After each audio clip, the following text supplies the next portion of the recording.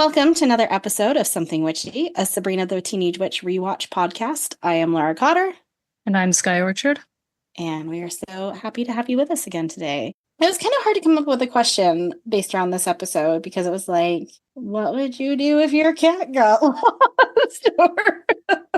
What I settled on was, do you have any very memorable gifts you've ever been given? And it doesn't have to be a Christmas gift. It could be any sort of gift. My screaming rubber chicken, Bob the chicken.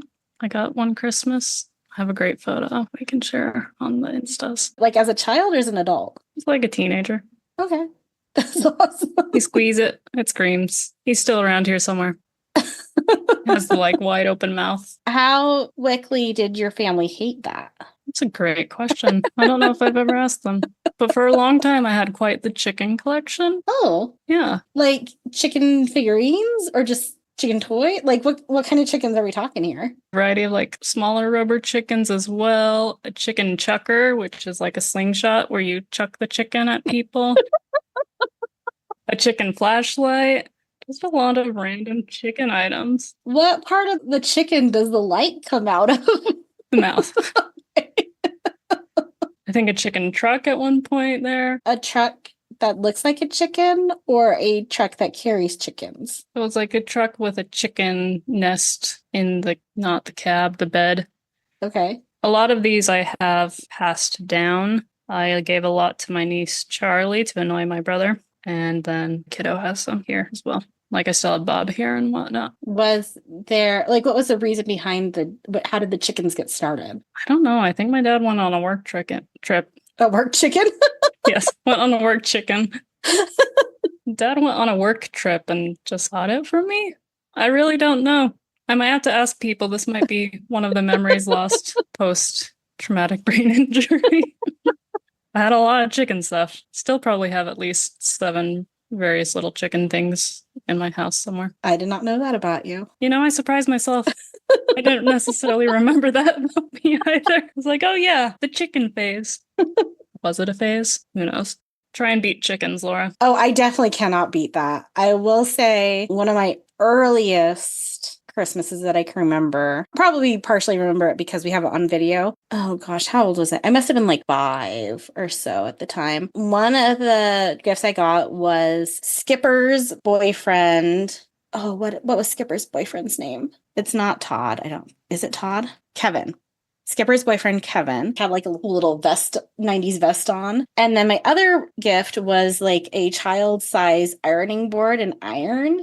And to this day, I don't iron. I am not good at it. Every Christmas, we bring this up to my family because we're like, why was that the gift that you gave Laura? And you gave Lisa a rock tumbler. Laura ended up being the science one, and Lisa ended up being more of the caring about homemaking type things. Those gifts should have been switched. But the best part of the Christmas Day videotape is when I take my Kevin doll and I hold him in the same hand as the iron and I make him do the ironing. Yes. And it's just me for 5 minutes in a corner making Skipper's boyfriend do the ironing for her. Reverse those gender roles. Which just sets up the rest of my life. I have a question. Okay. Who the crap is Skipper? You don't know. Skipper is Barbie's little sister, teenage sister. Oh, okay. Do you know who Barbie is?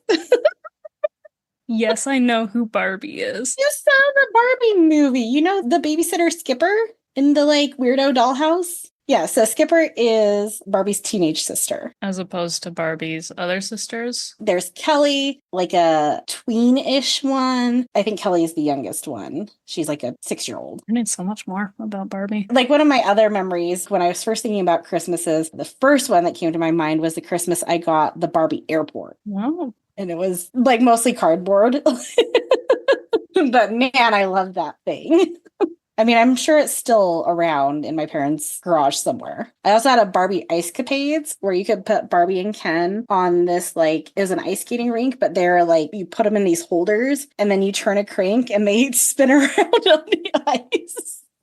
Very innovative right there. We were mainly a G.I. Joe, American hero household there. If I was thinking, I should have said my Sabrina, my Christmas, I got all my Sabrina stuff. I got the Salem Gigapet and I got the Sabrina computer game.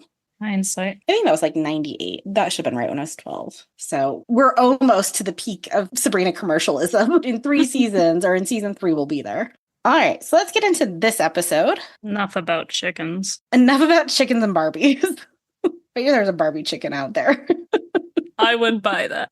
I don't buy Barbies, but I would buy that. I'll be going on to eBay after this. Oh gosh. So this is season 1, episode 11, A Girl and Her Cat.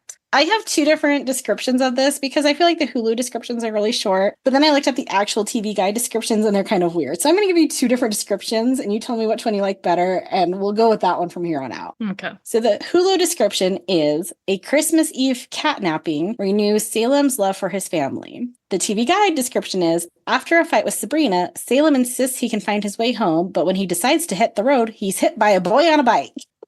Wow. I want to like the TV guide more because it's more engaging, but also that was a journey that did not even encompass how we got there. Hulu has more of like the feeling of the episode. TV guide's very fact-based.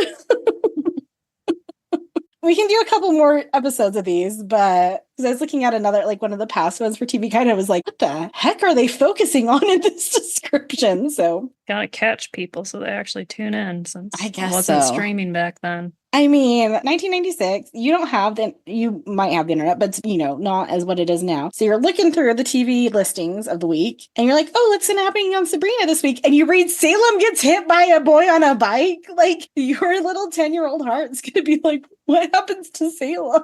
Exactly. I'd be freaking out, but also that's why I'd be tuning in, is to make sure Salem's okay. So this originally aired December 13th, 1996. Our director is Brian K. Roberts. He also directed things like The Drew Carey Show, Teen Angel, Two Guys, a Girl, and a Pizza Place, The Clueless TV show, and he is currently still directed a bunch of Christmas movies. Writer is Frank Conniff, aka Rudy Kazooie. Never leaves. We have a long list of guest stars. First and foremost is Coolio as Coolio. And this was the one when I was initially doing my rewatch where I lost my mind because I was like, we are episode 11 of a brand new TV show. Yes, there have been big name stars, but they got Coolio, who a year earlier had released Gangster's Paradise. How many connections did these people have? It's insane to me, the money and the guest stars that Sabrina has consistently managed to get. CBS bet hard on this show early on, which I think is not something you often see. I admittedly didn't realize who Coolio was while watching. I know. While watching the episode. Okay. And then I did my little clicky clack onto the internet and I was like, oh, Gangsta's Paradise. Cool. EO. And then you started seeing it. As we all did. Also, very sadly, we all know Coolio passed away a couple of years ago. I also had no idea the amount of TV shows Coolio has been on. So the list is like The Nanny, Charmed, all that, Dangerous Minds, which are not TV shows, but still, Malcolm and Eddie, Batman and Robin, Martin. He was on Martin in 1995. Also, Notorious B.I.G. was on Martin in 1995. So I was like, how many other rappers have been on these kind of shows outside of, Ice-T on Law & Order kind of thing? The answer is a lot. There is a lot of list articles out there about rappers on TV shows, more than I was expecting. Are these mostly cameos or actual acting? A little bit of both. Batman and Robin, he's somebody in a bank or something like that. Martin, I think, is a cameo. Dangerous Minds, it's an actual acting role. I think the thing that jarred me the most was Coolio being on a TGIF show about a little white girl in Massachusetts who's a witch. That's the thing I think was the most shocking to me. It's second only to if he'd shown up on Step by Step or Boy Meets World or one of those other shows. And his part is just to simply say what happened to the cat. He does it well. He really does. He helps them find that cat. Coolio is also featured on a Sabrina trading card. Didn't know they made trading cards. I did not know that either. I found that in my searching. So if anybody has that Sabrina trading card, let us know. But it's cool. Yeah.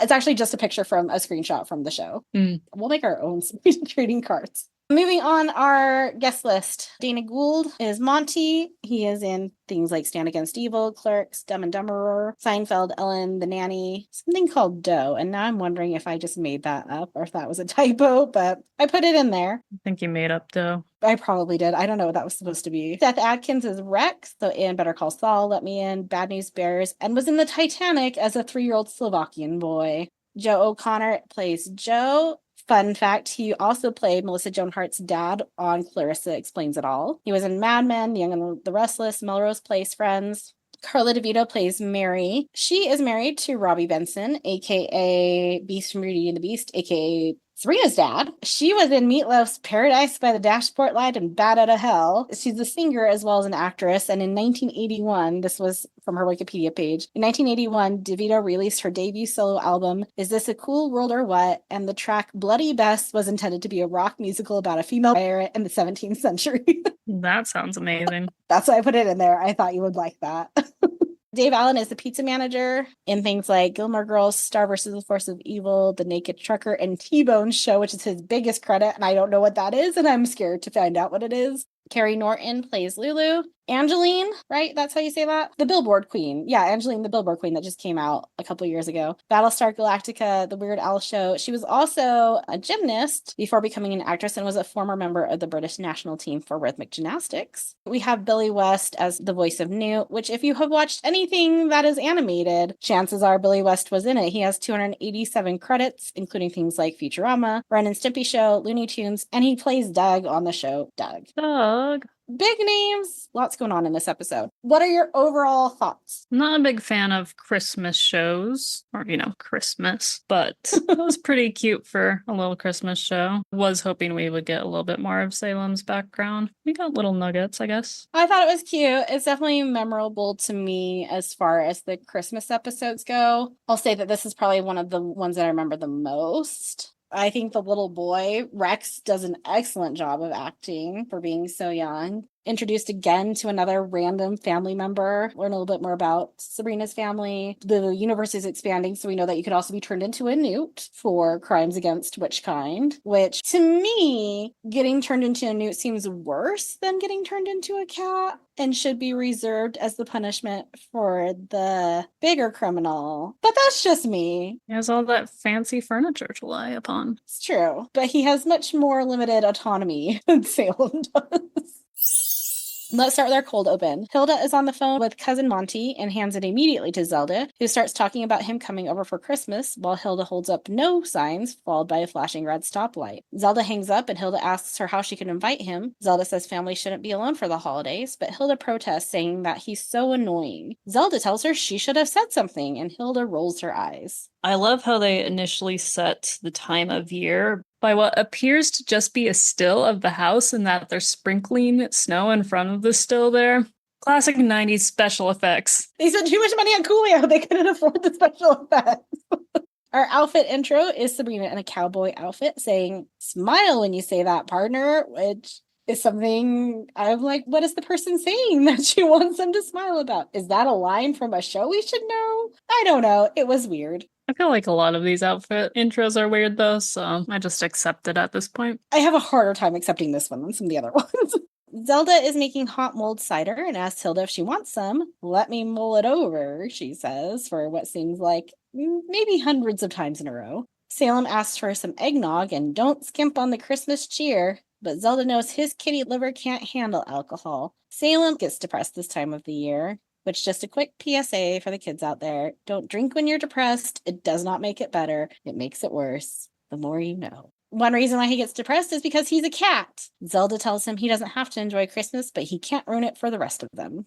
I feel like me and my man Salem have similar feelings about the Christmas season. Just another reason we're kindred spirits. My cat likes Christmas because she gets to sleep under a Christmas tree. She gets to play with ribbon. She gets catnip toys. Like, it's not a bad time of year for a cat. Sabrina is upstairs trying on outfits in front of her mirror when she notices a hole in the back of her sweater. She blames Salem and goes downstairs to confront him. And we get a series of, "Yeah, so?" Sabrina shouldn't have hidden her diary under it. They start yelling at each other and Zelda breaks it up. At one point, Salem says Sabrina's diary is duller than dishwater.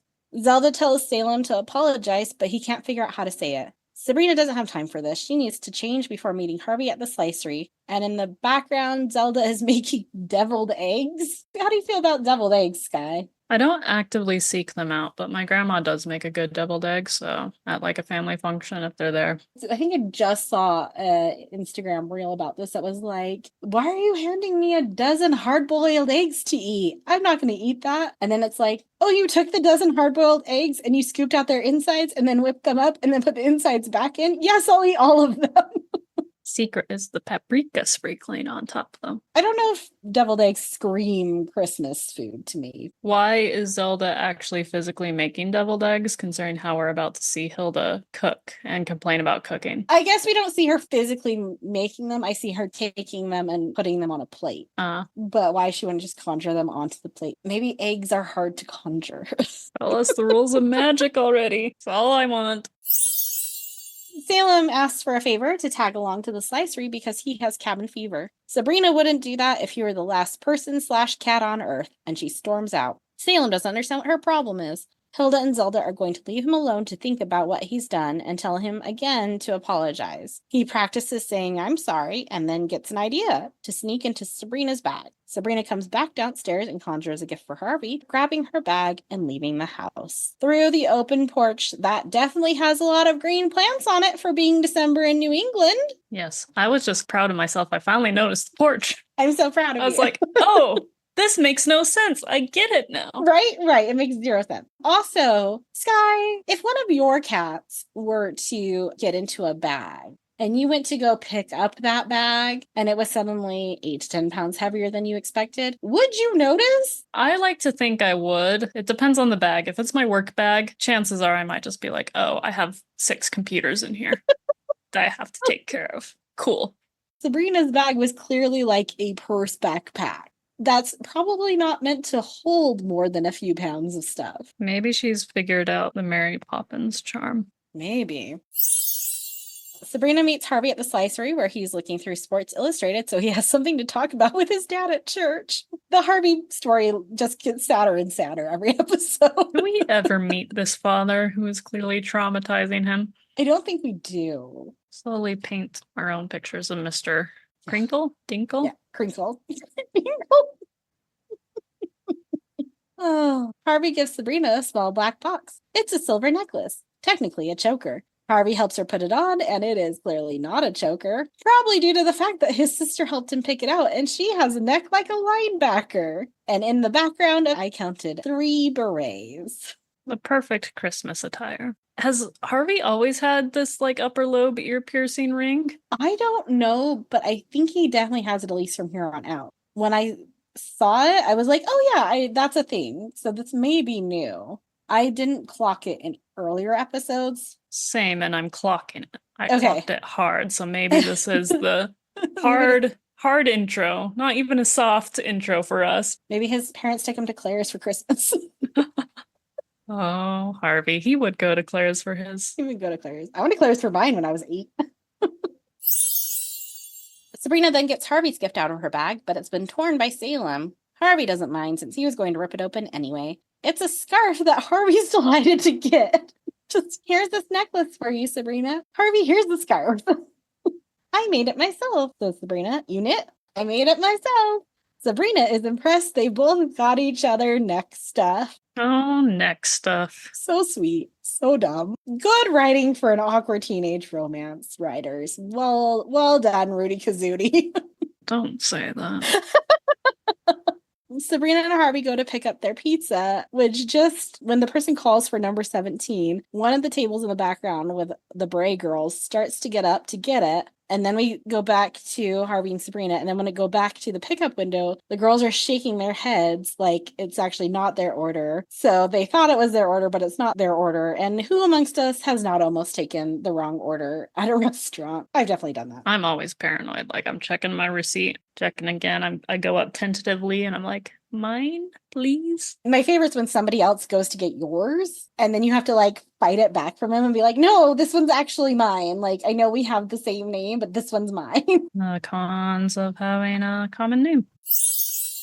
Harvey notices that he and Sabrina are standing under mistletoe, not parsley. Meanwhile, Bray Girl is in the background, clearly talking to the manager, asking him where her damn pizza is. And we have a very slow, almost kiss scene from multiple angles, very like a K-drama, but they're interrupted when Salem chases after a mouse. The manager comes out asking who let a cat in. Harvey recognizes it as Sabrina's cat. The manager yells at her and that she needs to get Salem out through the kitchen. She yells that the cats are a health hazard when she tries to go out the normal door. So naturally, the kitchen is the non-health hazard way to get this cat out of the slicery. I think his concern was less health hazard and more that somebody would see her coming out of the front door and see that and be like, there's cats in there. That's not safe or food appropriate.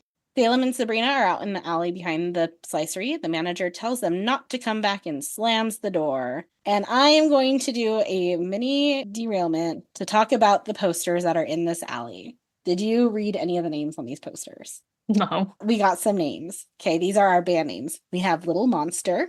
We have Dumping Ethyl. That's ETHYL, as in like ethyl alcohol. We have Toxic Meatball, toxic spelled with a CK at the end. We have Caffeined, Cultural Entropy, and Vanity Rugrat. I think we're going to do a poll as to what everybody's favorite band name is. What's your favorite of these band names, Skye? Top 3, Toxic Meatball. Caffeined, and then I think Cultural Entropy takes it, though. Caffeined is my favorite simply for the spelling and the pun within the spelling. It took me a minute to be like, why did they spell it? And I was like, oh, that's why they spelled it like that. I spent several minutes pausing, rewinding, because when you pause, it dims and then you can't read the words anymore. I spent several minutes on this scene checking out all the posters. Streaming services really need to get with the times and realize that we are doing way too much trying to pause on a millisecond for a 20-minute TV show. Yeah. Maybe I should just invest in the DVDs at this point. I mean, that's the logical thing to do. Sabrina is furious at Salem, but he doesn't get what the big deal is. There was a mouse and he chased it. Salem got Sabrina kicked out of the slicery, the one place that she has a little privacy, despite being a very public location.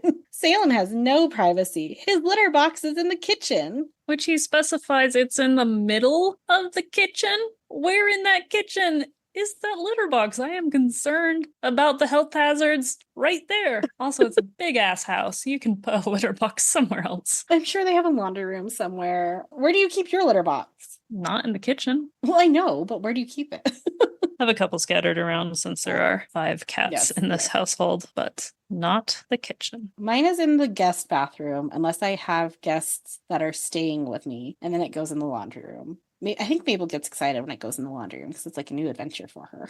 Ooh, change of scenery. Harvey comes out and Sabrina threatens Salem to be quiet. Harvey asks if everything is okay, but it's not. Sabrina is getting attitude from her cat, and sometimes she wishes she could just... and she makes some strangling motions. Harvey says to cut him some slack. His brain is only the size of a walnut. Salem meows in protest. Sabrina calls him a stupid cat. Harvey offers to walk her home, and she asks for a minute. Sabrina tells Salem to get in the bag, but he refuses. He doesn't need her to get home. Sabrina and Harvey walk off. Zelda and Hilda are arguing in the dining room over who is supposed to cook. Zelda has prepared Christmas dinner for the last 280 years. Again, we know that they've been living together for 280 years. But we also know Vesta lived with them for a while. So was Zelda also cooking for Hilda and Vesta? This poor woman. She has dealt with so much from her sisters. Hilda relents and points a finger, conjuring a huge feast on the table. Cousin Monty comes in bearing figgy pudding and his familiar Newt. If you knew that your guests were magical, and you knew how you could conjure a feast with one point of a finger, would you be okay with your guests showing up with one small figgy pudding on a plate covered in saran wrap? Or would you be like, I expect a little more from you? Maybe it has that special, I actually made this touch, so it means more. So he actually went into a kitchen and made it and didn't point a finger and zap it. Do we see Monty as the type of man that can make a figgy pudding? You know, I won't put it past him. He's quirky. I don't know what's in a figgy pudding, but I feel like he definitely does know what's in a figgy pudding, so. Monty also has his familiar Newt. Hilda is upset that he brought someone else, but Zelda says any friend of Monty's is welcome. Monty is happy to hear that, Zelly, and opens his suitcase, revealing a woman who gets out and starts stretching around the room, which again, Very bold move, Monty, to just bring a woman in a suitcase when all you brought was a figgy pudding. Sabrina walks into this scene and is glad she didn't invite Harvey in. Hilda introduces Newt as Salem's oldest and dearest friend. He was part of his world domination scheme. Which Newt was promised Denmark, which is actually smart of Salem, because if you've ever played Risk, Denmark is a safe thing to give to your ally so you can eventually destroy them. You don't want to give them Russia or New Zealand, because then they can camp out either way, and that's how you screw things up, is when you give your allies that piece of land before you eventually turn on them. I would understand Russia, but New Zealand surprises me. Okay. Yeah, the way little arrows work on a Risk board. Once you hunker down, you're good to go.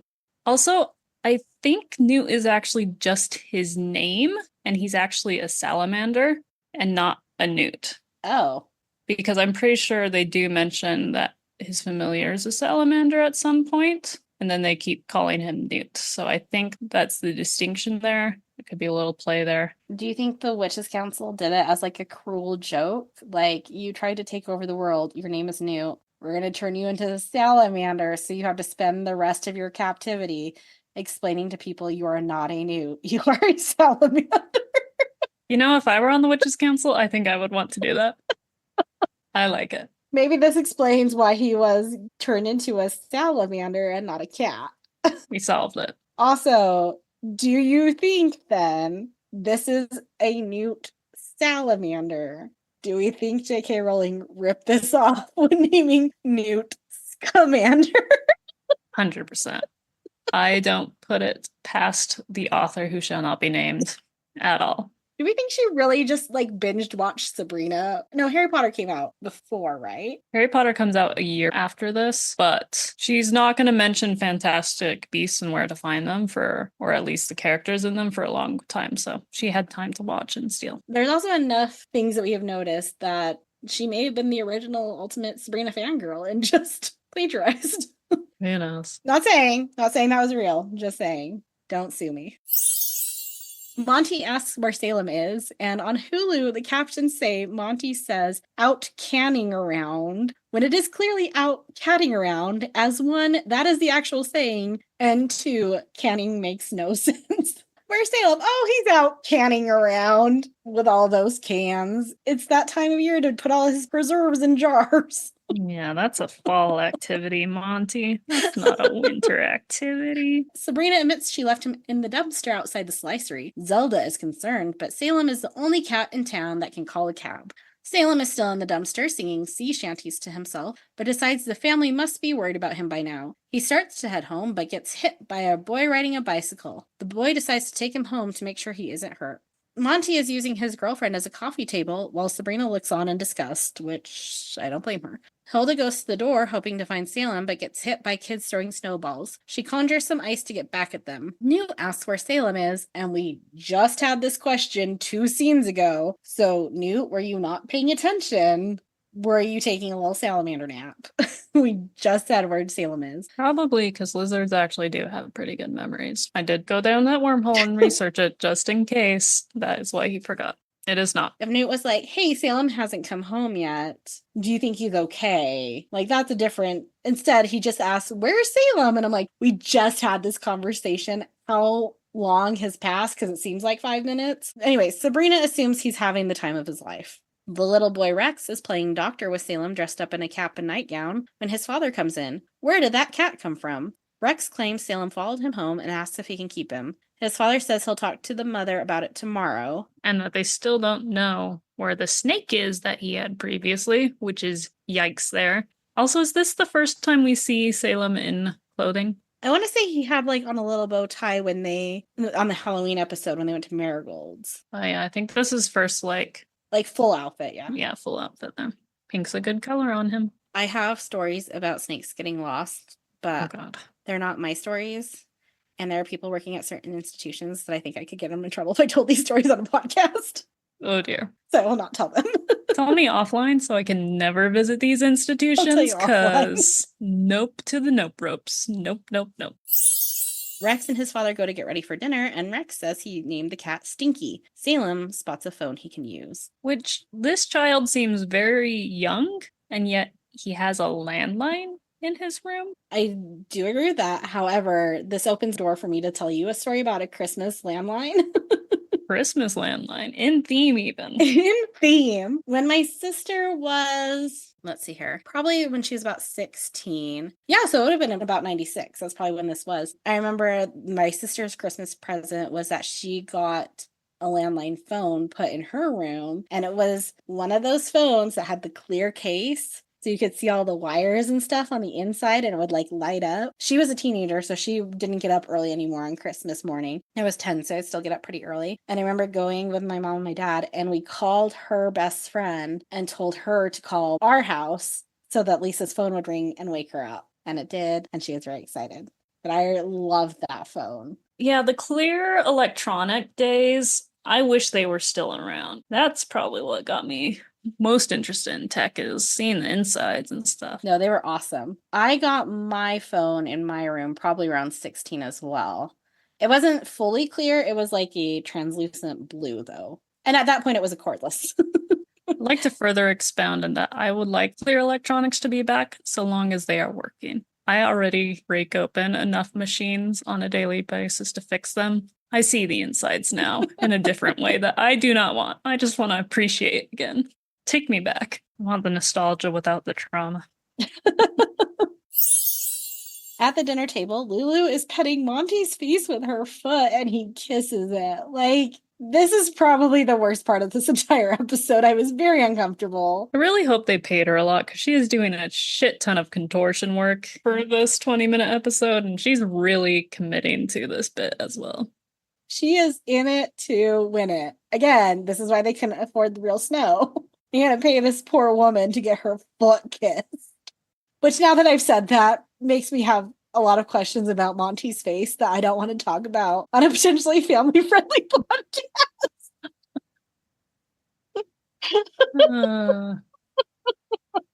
I mean, we'll see how family-friendly we are. We've already gone down the cannibalism. We've been very careful about We've gone down yeast infections because of being made out of dough. I feel like foot fetish may be a line too far. That's valid. Look at us. We're finally drawing a line. Did it. We did dance very close to that line in the Mando episode. Lots of two-steps. What is happening? Oh, Zelda's worried about Salem, but Sabrina wants to change the subject. She asks Monty about himself. He was born in a lighthouse, he starts. Just then the phone rings and Sabrina goes to get it while Zelda and Hilda call out Monty's claim. He was born in Nebraska, but a lighthouse explains his hat, which I'm glad we got a explanation for his captain outfit. Salem's on the phone telling Sabrina he's been kidnapped. He gives a description of the home to Sabrina, but she thinks it's a joke until Rex gets on the phone and says Salem is his cat now. Rex leaves Salem again after promising him a nice long bath so that he'll be clean for Santa. Meanwhile, Sabrina is distraught over what she's done. Salem is also upset over what he's done. And this kid in this scene has some great facial expression acting. For having a bowl cut where you can't really see much of his eyebrows or his forehead, his eyebrows are extremely expressive. Yes, the kid does a good job. Have you ever had to bathe your cat? No. I did wet wipe her one time when she piddled in her backpack after coming back from the vet, and her little paws got a little gross, but I didn't fully bathe her. I'm assuming you've bathed the cat or two in your day. Oh, yeah. We had a long hair growing up, Jinxie, who would get mats that had to be taken care of in the bathtub.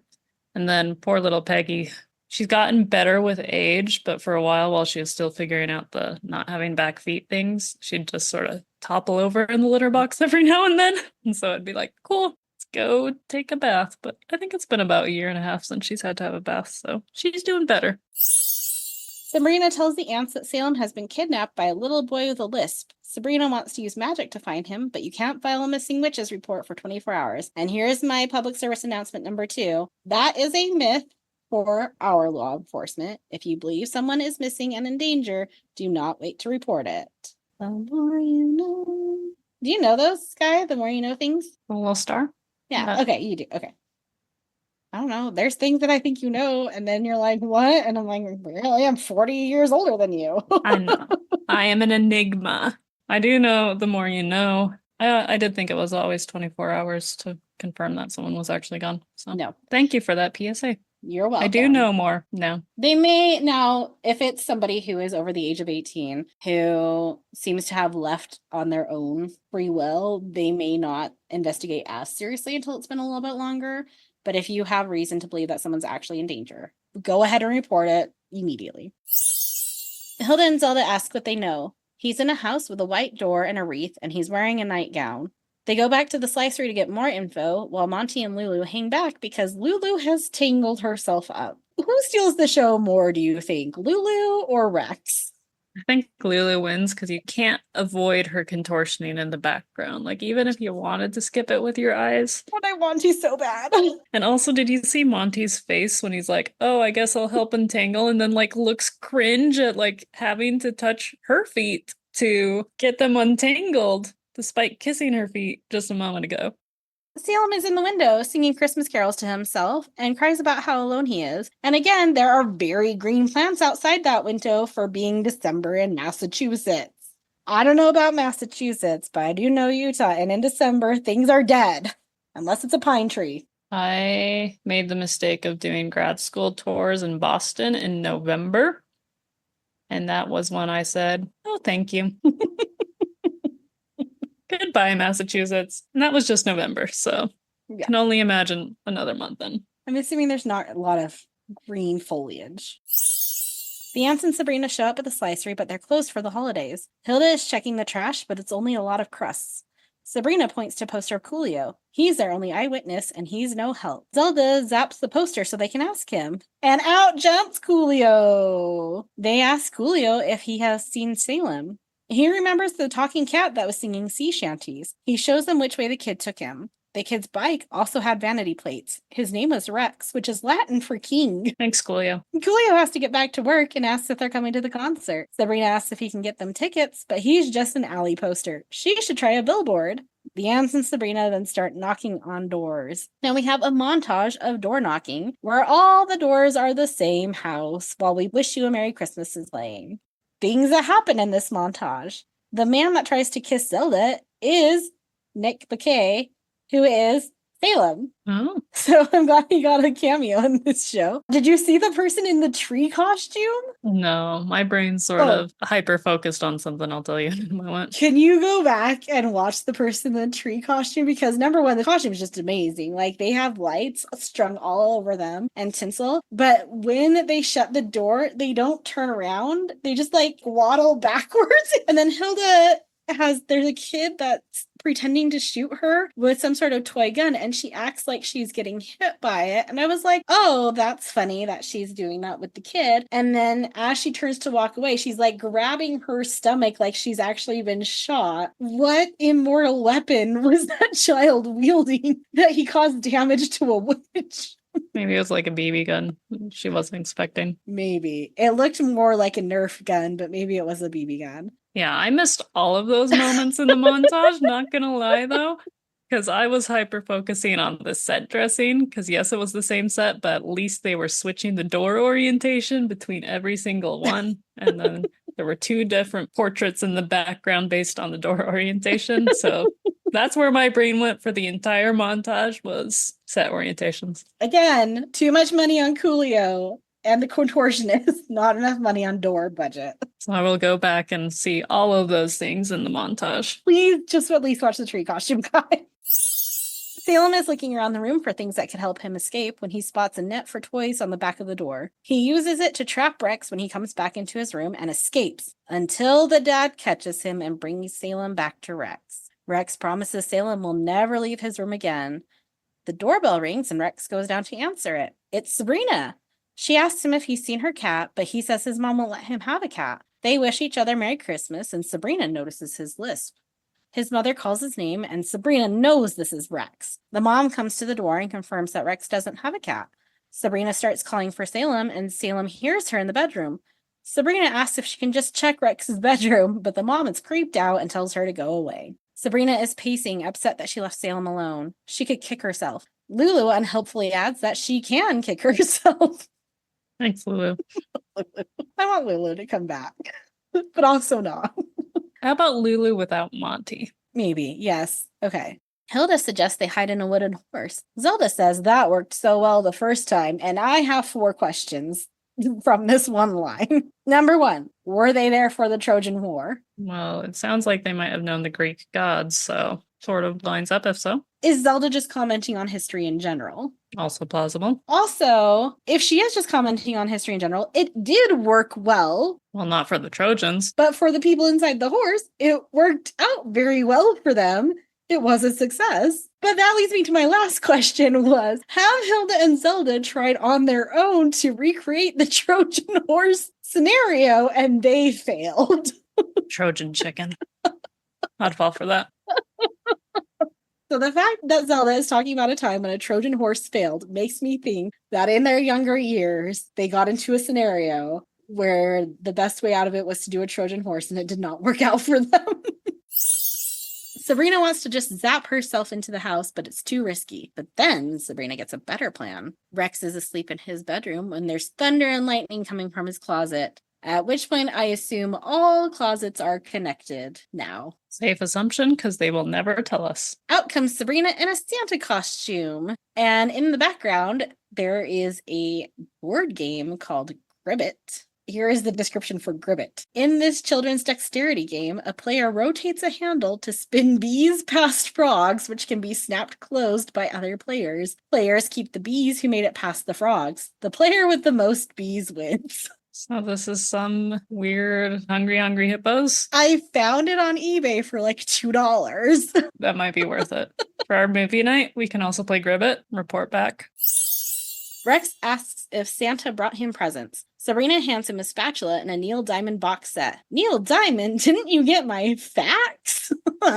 Santa Sabrina says he'll get more presents tomorrow, but Rex got the wrong cat. He belongs to a sweet little blonde girl that misses him very much. Rex is unmoved. Santa Sabrina will just give Stinky his Christmas present then and lays her bag on the ground, telling Salem that the gift is in the bag. Salem gets the hint and runs into the bag. Santa Sabrina then scoops it up and goes back through the closet while Rex yells, "Santa's stealing my cat!" over and over. His mom comes in and Rex sadly cries, "Santa stole my cat!" Rex must have been dreaming. He doesn't have a cat. But Rex knows he was real. He gave him a spatula. His mother looks confused. And no one's noticing the Neil Diamond box set also clutched into his hands as well. Also, there is a poster on the wall of this child's bedroom of a polar bear that just says "endangered" on the bottom. I mean, I feel like that was sort of a lot of the poster styling in that time. I wonder if we can find that. Okay, eBay for a Barbie chicken, the Gribbet game, endangered. I totally forgot about the Barbie chicken. eBay, would you like to sponsor this episode? Please. Sabrina and Salem come back through their own linen closet and go downstairs using a different hallway. They do not go down the staircase that is right there. They go to a hallway to the right of it.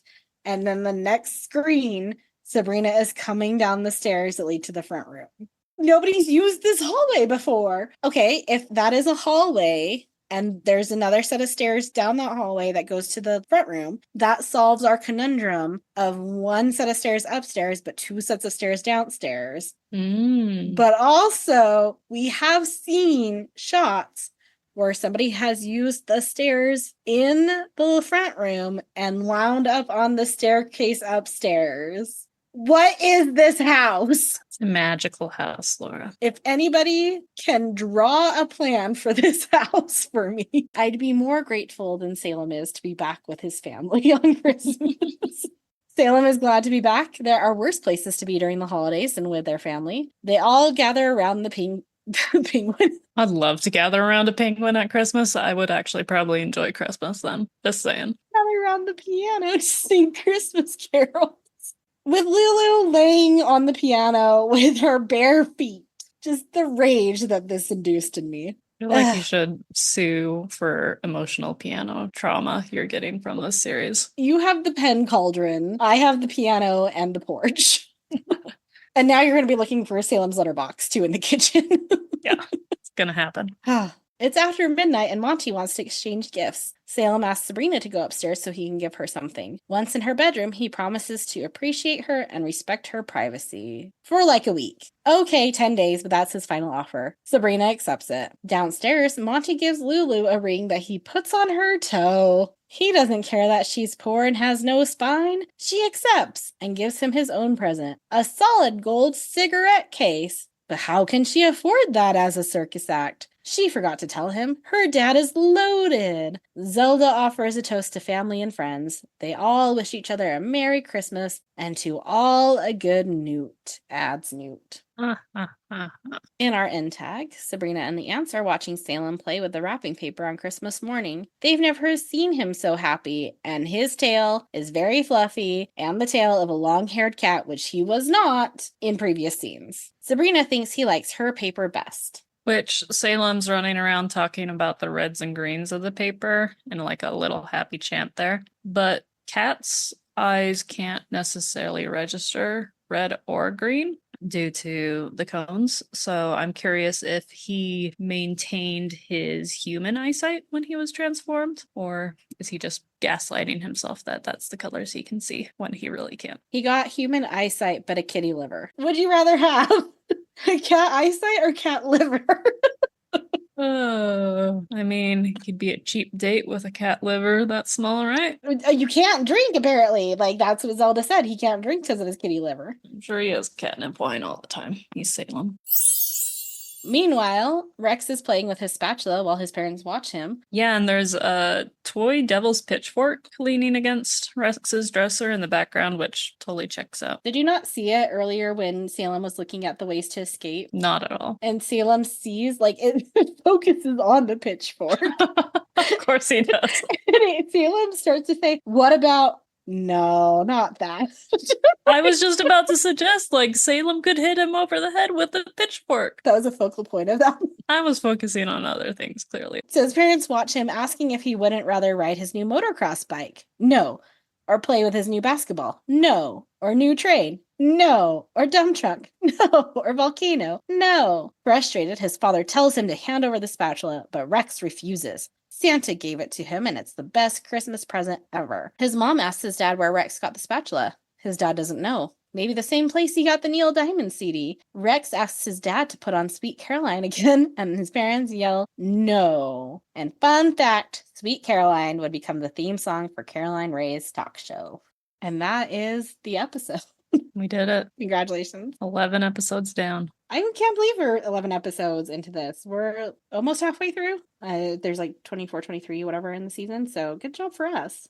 Tune in next week. We'll be watching season 1, episode 12, Trial by Fury. Skye, thoughts? There's going to be a trial. And it's going to be held before the Witches' Council. They're real mad because of some sort of magic Sabrina did. And I'm going to say it's a magical fight to the death or incapacitation because it's furious. I will say I read the summary for this episode. Do not remember it. Cannot tell you what it's about. Don't know if that's a good sign or a bad sign. It's either so exciting or so traumatizing that your brain instantly blocks it, or it's not as furious as they're trying to make it seem. And so your brain just forgets. Yeah, my guess is it's probably just a not very interesting episode because I read the summary and I'm like, okay, that sounds familiar, but I can't remember a thing about it. We will all learn together on next week's episode. I'm sure will. I'm sure even if it's the most boring episode, we will still find our unhinged tangents. Oh, for sure. I can tell you there's no Coolio in it, so that right there is a disappointment. In the meantime, please like, share, rate, subscribe, all that good stuff. You can email us at somethingwitchypod@gmail.com with your attempts to draw the Spellman house, or follow us on Instagram at somethingwitchypod. Until next time, stay magical.